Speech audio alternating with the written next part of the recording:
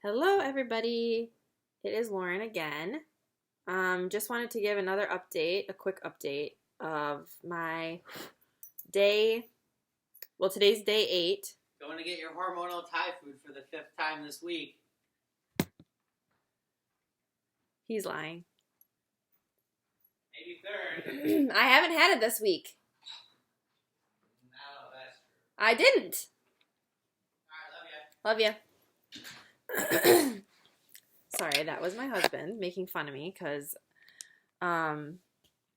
it's like half the time I feel really nauseous and disgusting, but then the times that I actually am hungry, I'm like, I need that now. Go get it now. So yeah.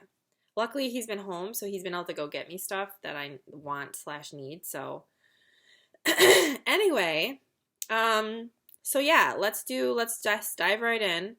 I had a follow-up appointment this morning with an ultrasound and blood work. They haven't called me yet. They might actually call me while I'm filming this, which would be kind of nice because I haven't heard back from them yet today. I'm still waiting on what they're going to want me to do. So this morning at 8:45, I had my second follicle check besides my baseline. And then I'm supposed to have one more before my egg retrieval, but we'll see when that will be. So this morning, they haven't got back with me on my estrogen and my LH levels yet, but I've been on ganirelix now for 3 mornings. So I haven't ovulated or anything, which I was super concerned about. A couple changes over the last few days. I have been getting a lot of TMI alert, a lot. And when I say a lot, I mean a lot of egg white cervical mucus and like watery discharge. Like not to be too graphic, but like when I went to the bathroom, it felt like I started my period. That's how much was coming out. And my husband and I have not been sexually active in like a week as far as like actual sexually active. So I know it wasn't that. So I was researching a little bit about the fertility drugs and how it affects your estrogen levels, and I found out that when the estrogen levels go up a lot, that's when your cervical mucus really increases, and that is why, because I'll share with you soon, but I have like 20 follicles growing, or 22 or something like that. So the more eggs you have, the more estrogen you produce, and the more cervical mucus you have. Yay! So we are right on track. Everything's looking really good. I am still not feeling the greatest. It's kind of like hit or miss. I'm still getting a lot of migraines. Today will be my 8th day of injections tonight, and I gotta be honest. Like, I've been getting to bed by like 9:30, 10:30, when I normally stay up till midnight, 1. When it reaches a certain point at night, I just get to this point where I'm like, I'm either going to have to go to bed or I'm going to throw up. Like, it feels like I actually feel like this is how I'm going to be when I'm pregnant, and at least in the early months. I don't know. I hope not, but I don't know. So, it's been really bizarre, and my fertility doctor said, like, a lot of people have really no symptoms from these fertility drugs, and then other people have a lot of symptoms. And apparently I'm just one of those people, because I'm also really sensitive with my body, and I have other issues and anxiety too that kind of like affects me in different ways, but I think that it's just been rough. But I'm like, I got tonight and then 2 more days tops of stims, hopefully. I don't think they're going to make me stim past the 10 days because of the numbers that we've already got going into it. So, I wanted to read you guys. And now today I was a little bit upset after my appointment. And I actually ended up posting on my fertility group on Facebook with some women that have done IVF in the past, because I was just needing a little bit of encouragement this morning after my appointment because I was feeling really discouraged. Yeah, so this morning at my appointment, the nurse that I had was not really full of rainbows, butterflies, and sunshine. She was kind of like seemed like she was in a bad mood. I'd never had her before for any of my scans, so I was like, I wasn't getting good vibes from her. Mind you, I'm having a lot more pain and bloating now that it's getting close to the end of stimming, and she just was not gentle, like, at all. She was like, okay, you're going to feel some pressure when I stick it in. But then when she was moving it around, she was being really abrupt and quick. And if you know what it feels like to have an internal ultrasound, it's not comfortable on a normal day, on a good day. But it's even more uncomfortable when you have 16 eggs growing in your ovary and then another 9 or whatever growing in the other one. It's like, so I was a little bit upset because, like, it was really painful, and even though I was voicing to her, that's a lot of pressure, that's really painful. She was like, oh, I'm so sorry, hon. But she, like, wasn't adjusting her positioning or trying to make it more. I understand it's going to be a little uncomfortable, but if someone's telling you that it's extremely painful, like, at one point I was like, I'm going to throw up or I'm going to pass out because that's how intense it was. So luckily, I mean, they had to count everything and measure everything, so it did last a few minutes longer, but the left side was definitely more tender than the right side, and there's more follicles on that side, so that makes sense. So, I'm not going to read off the numbers from last week because I feel like some of these measurements are wrong, the way that I was seeing them on the screen and then what she was measuring. I think she wasn't measuring the full width of some of them, and I also think she measured some of the same follicles twice, but I could be wrong. I'm not an ultrasound tech or a nurse, so. All right, so today at my appointment, I have a total, as far as her numbers go, of 1, 2, 3, 4, 5, 6, 7, 8, 9 on my right side, and 1, 2, 3, 4, 5, 6, 7, 8, 9, 10, 11 on my left side. So pretty close, actually. But the ones on my left side, I have far more that are at a more mature stage than I do on my right. And I don't know why that is, and she couldn't really give me any reason for that. But, hi, sugars. Hi. Hi, sugars. Hi. He came to hang out with his mom. He came to hang out with his mom. Yeah. You good puppies. He's a good puppy. He's a good boy. He's a good boy. Okay. Go play. Go do something. So my largest follicle on after 7 days of stimming is 21.1 millimeters. My second largest is 20.2. My third largest is 18.5. And that's all on the left side. And then I'm going to read you the rest of my left side. So we got a 17.1, got 16.7, 16.5, and 16.1, 14.6, 14.3, 12.7, and 12.2. Those are all of the follicles on my left side. So all of them, according to certain guidelines, are measuring at a rate that they could all be considered mature follicles at the retrieval, but we just won't know until they take them out. And they still got 3 days and a trigger shot to mature them further. So we'll see. Now the scary thing is, sometimes your eggs can get over mature, which would mean like the really large ones, like 21 and the 20, I could end up losing those, or they could be not that great a quality by the time I do my egg retrieval because they've been mature already and they've been waiting like in there for a while. So that's kind of the risk that you take when you're doing stims, is that some of these follicles are already mature and they really don't need any more time, but you're trying to let the other ones catch up. So, which, I mean, it's fine. There's only 2 that are in the 20s today. The rest are just kind of starting to peak mature. So, but it would be nice to have those. I've heard of people that have had like size 28 and size 26 taken out, and they've been healthy, perfect, wonderful eggs. So we'll see. So that was all on the left side. So like I said, 11 on the left side so far. And then the right side, the biggest one I have on the right is 17.9. The second is 16.1. The third largest is 13.8.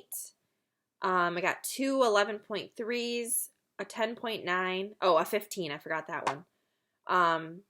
And then I got a couple small ones, an 8.1 and a 6.7. So I'm kind of just like letting go of those ones. The 8 and the 6 probably aren't going to do much more. But the 13, 11s, the 15, 10, 11, I think those ones will hopefully mature a little bit further. So, but yeah, the lowest size I have on my left is a 12.7. So 13 to 15 is kind of like the gray area of like when an egg is starting to be like mature enough to retrieve.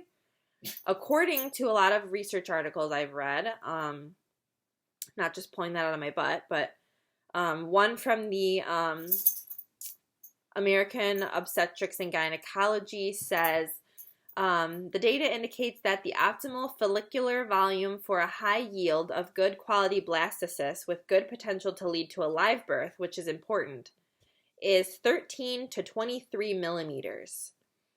It does say though, however, oocytes, which are mature eggs, derived from small follicles, which is 8 to 12 millimeters, still have the capacity for normal development and subsequent delivery of healthy children, suggesting that aspiration of these follicles should be considered, as this would increase the total number of blastocysts retrieved per stimulation. So, basically, even if you don't have, like all of them are at a mature stage, if you have enough that are big or like, well, small, but like they're small enough that they can still be retrieved, but they're not like a 5 wouldn't be retrieved. But they're saying anywhere from 8 to 12 millimeters is still possibly a healthy egg. So they're going to take out everything. They're going to give every egg a chance. It doesn't have to be a certain size, but they're aiming for the eggs to be a certain size because those have a better chance, I guess. But yeah, so this one I read says 13. I don't know if you'll be able to see this. Probably not. Oh God, probably not at all. Oh, there you go. It might be backwards, I don't know, but 13 to 23 millimeters in size.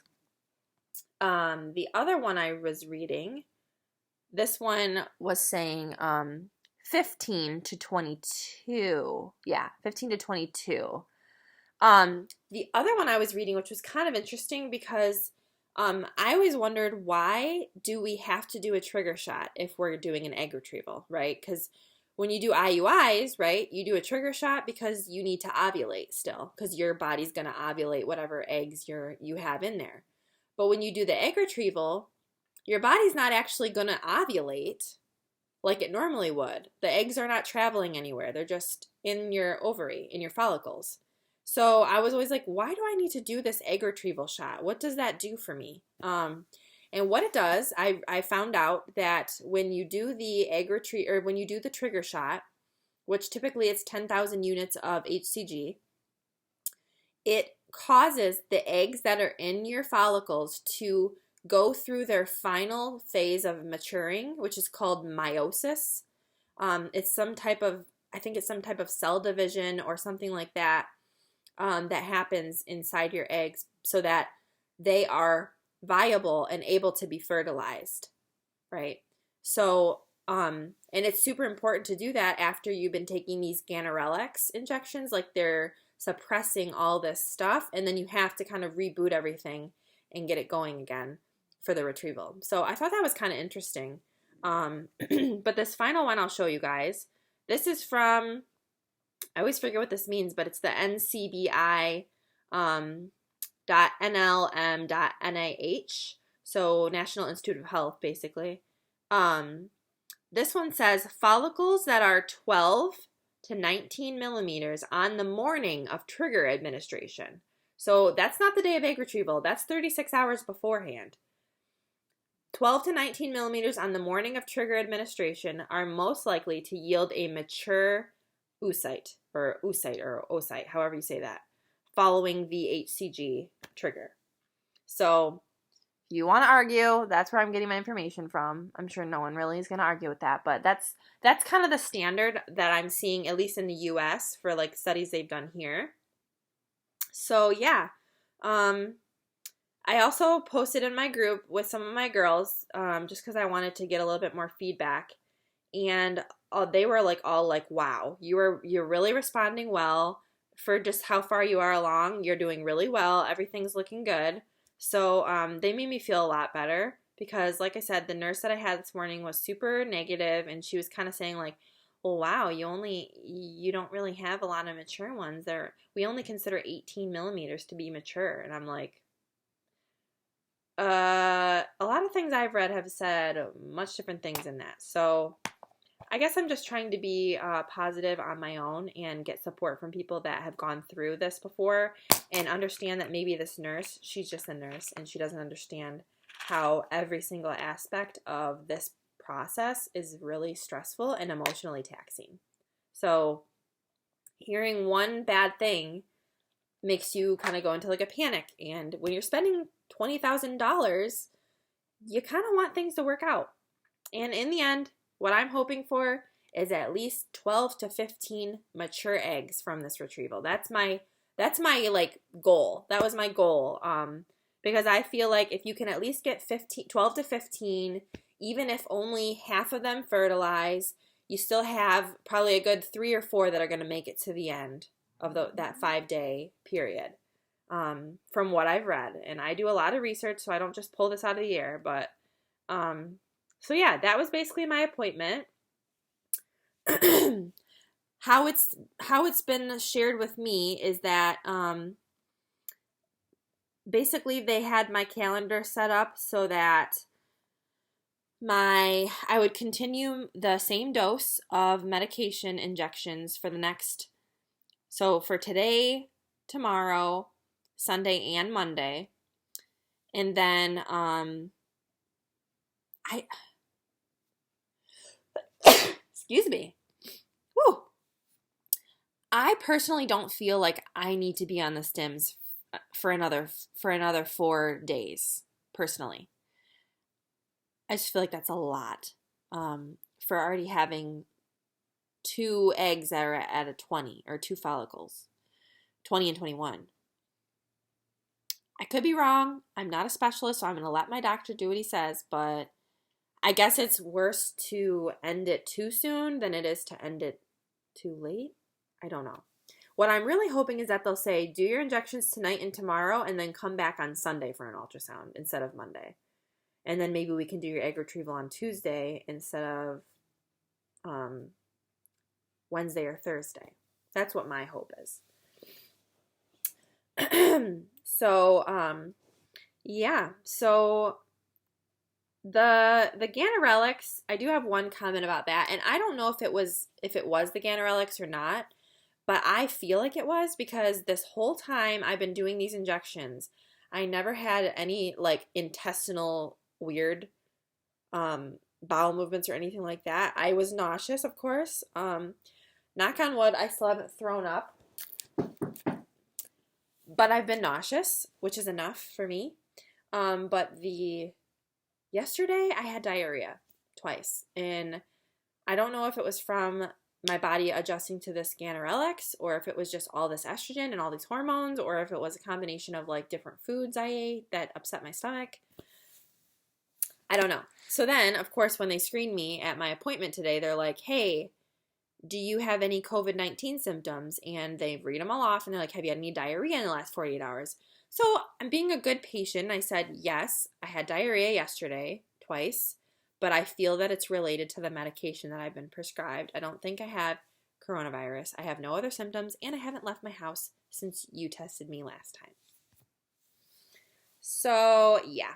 I don't have coronavirus, but they gave me another test today because they have to be sure. She said before we do an anesthesia, put you under and do all this stuff.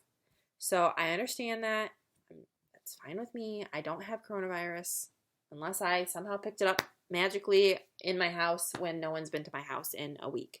So yeah, so that's my spiel. This always turns into 20 minutes. I'm so sorry. I just ramble and ramble, but I am done. I hopefully will have an update for you guys in a few days. My husband's going out of town tomorrow, so I'll be home tomorrow. So maybe I'll do a short video tomorrow, because I think hopefully they'll be booking my retrieval soon. I would hope it'd be booked soon, so I can kind of like prepare myself. And then we have to make sure that we're leaving that 2 to 5 day window of ejaculation before the egg retrieval day, because that's the day my husband has to give his specimen. So we're just like, we're gonna get there. So any questions, comment down below. Again, sorry for the long video. I'm going to put my numbers of my sizes of my follicles in my little description bar too on my video, just so you guys can see that. So when I watch it through the next time, I'll be able to show you the progress of the next one, the next ultrasound. Everyone, have a lovely day. Hopefully I'll have good news for you in the next video, and we can be excited about my egg retrieval.